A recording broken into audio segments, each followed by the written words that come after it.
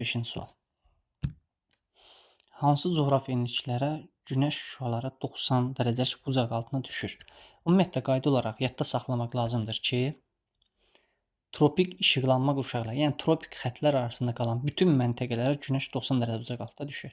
Biz burada verilən enliklərə baxarıq. Tropik enliklər arasında, yəni 23.5 şimal endarəsi və bax belə yazırıq da 23.5 şimal enliyi, 23.5 cənub enliyi. Bu tropik xəttlər arasında qalan məntəqələrin hamısında günəş 90 dərəcə bucaq altında düşə bilir. Yəni həm 1 və 4-ü götürəcəyik. O cümlədən 6 rəqəmini də götürəcəyik. Doğru cavabımız oldu 1, 4, 6. Üzrlü sayın.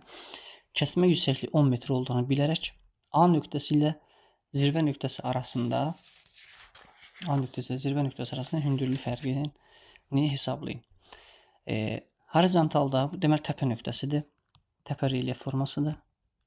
Yenə qayda xatırlatma olaraq deyək ki, verilən relyef formasında kəsmə yüksəkliyi 10 metr və təpə nöqtəsi 313 metrdə.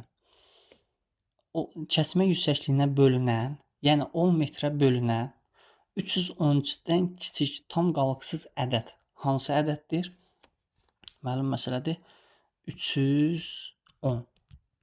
Deməli, daxili horizontalın qiyməti oldu 310 metr.